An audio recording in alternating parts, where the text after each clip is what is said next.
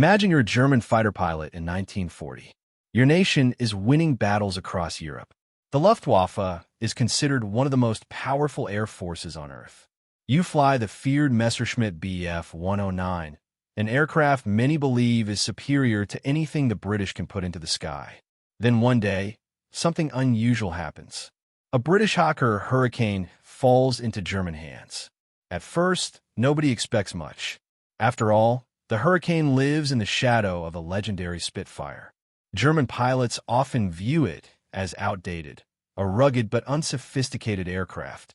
But when Luftwaffe test pilots climb into the cockpit and take the captured fighter into the air, they discover something unexpected. What follows challenges many assumptions about Britain's most important wartime fighter. This is the story of the captured Hurricane that earned the respect of the enemy. The summer of 1940 was one of the most critical periods of World War II. Following the fall of France, Britain stood alone against Nazi Germany.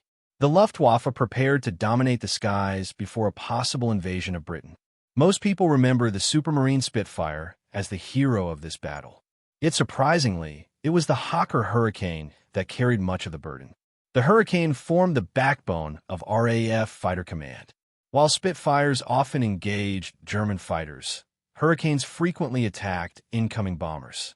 Day after day, they scrambled into the skies to defend Britain. The aircraft wasn't glamorous. It lacked the sleek appearance of the Spitfire. Its construction methods even seemed old-fashioned. But appearances can be deceiving. The Hurricane was tough. It could absorb punishment. It was easier to repair than many contemporary fighters. And most importantly, it could be produced in large numbers. By the height of the battle, Hurricanes accounted for more enemy aircraft destroyed than any other RAF fighter. Yet German pilots often underestimated it. Throughout the war, aircraft occasionally landed in enemy territory by mistake. Others crashed relatively intact. Some were captured during military advances. The Germans were always eager to examine enemy technology. Every captured aircraft represented an opportunity. Engineers could study design features.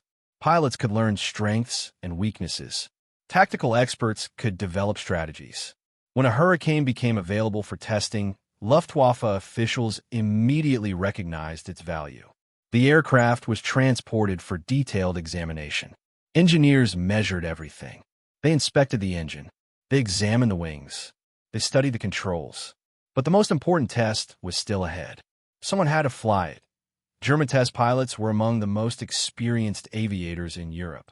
Their job wasn't simply flying aircraft. Their mission was understanding them. They evaluated performance, handling characteristics, combat potential, and pilot workload. Many approached the Hurricane with confidence. After all, they already flew aircraft considered among the world's best. The Messerschmitt Bf 109 had proven itself repeatedly in combat. Surely the British fighter wouldn't offer many surprises. But as the test flights began, opinions started changing.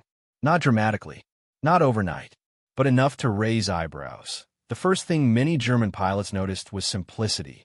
The Hurricane felt straightforward, predictable, honest. Nothing about it seemed designed to impress. Yet everything seemed designed to work. Takeoff procedures were manageable. The aircraft responded smoothly. Controls felt balanced. There were no unpleasant surprises. Many high-performance fighters demanded constant attention. The Hurricane did not. Instead, it inspired confidence. For experienced test pilots, this stood out immediately. An aircraft that was easy to fly allowed pilots to focus on fighting. And in combat, that mattered enormously as testing continued. Another characteristic drew praise. Stability. The Hurricane remained remarkably steady in flight. It behaved well during turns. It handled predictably during maneuvers. It forgave mistakes. For veteran pilots, that might seem unimportant. But military planners thought differently.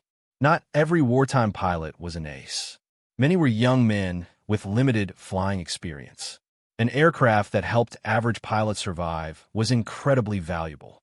The Hurricane excelled in this area. German evaluators couldn't ignore that fact. Naturally, comparisons with the Bf 109 followed. In pure speed, the German fighter generally held an advantage. It could climb faster. It often accelerated better. On paper, it appeared superior. Yet combat is not fought on paper. The Hurricane possessed strengths of its own.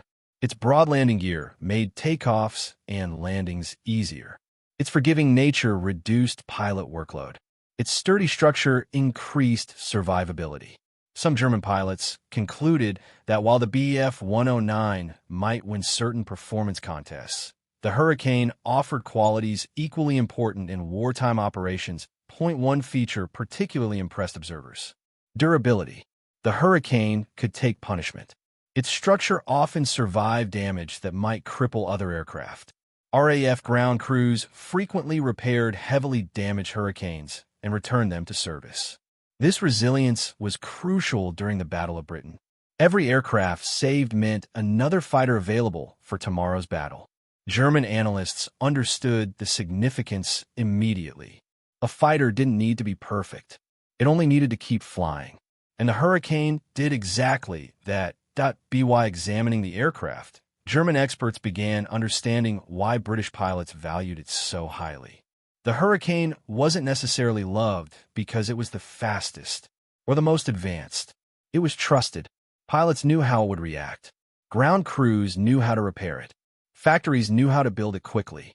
The aircraft fit Britain's wartime needs perfectly. Sometimes practical solutions outperform revolutionary ones. The Hurricane became a perfect example. As reports circulated through Luftwaffe channels, attitudes evolved. The Hurricane was no longer viewed merely as the lesser companion to the Spitfire. It was recognized as an effective combat aircraft in its own right. German pilots might still prefer their own fighters.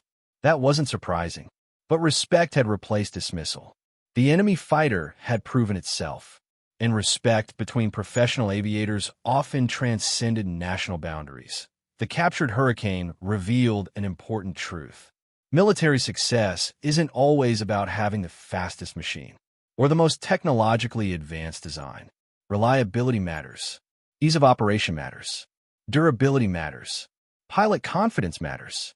The Hurricane excelled in all of these areas. That combination helped Britain survive one of its darkest hours, and even the enemy recognized it. Today, the Spitfire remains the icon of British aviation. Its elegant shape is known around the world. Yet the Hawker Hurricane deserves equal recognition. It fought tirelessly during the Battle of Britain. It shot down thousands of enemy aircraft. And when German pilots finally had the chance to fly one themselves, many discovered something unexpected. The Hurricane wasn't flashy. It wasn't perfect, but it was dependable, effective, and remarkably well designed. In the end, the verdict that surprised the Luftwaffe was simple. The Hurricane was far better than many of them had imagined. And sometimes, the greatest compliment a fighter can receive comes from the pilots who once faced it in battle. Point one question lingered after the Luftwaffe's evaluations.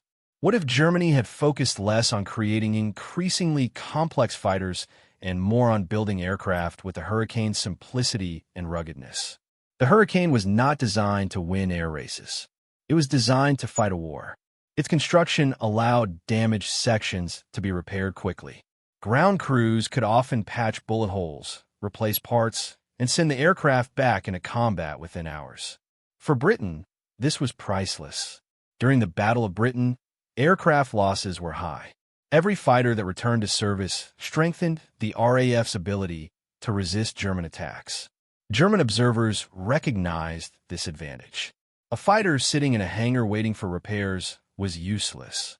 A fighter back in the air the next day could change the outcome of a battle. The Hurricane also reflected a different design philosophy. British engineers prioritized practicality. They understood that wartime aircraft would be flown by pilots of varying skill levels. Not everyone would be an ace. The Hurricane's forgiving controls gave inexperienced pilots a better chance of surviving their first combat missions. That impressed many German evaluators. As the war continued, Germany increasingly struggled with fuel shortages, replacement pilots, and mounting losses. Aircraft became more advanced, but also more demanding. The Hurricane represented the opposite approach: reliability over complexity. While no captured aircraft changed the course of the war, the German tests offered an important lesson. The best weapon isn't always the most advanced. Sometimes it's the one that works every day, in every condition, with the fewest problems. That was the Hurricane's greatest strength. And after flying Britain's rugged fighter for themselves, even Luftwaffe pilots had to admit that this seemingly ordinary aircraft was far more remarkable than it appeared at first glance.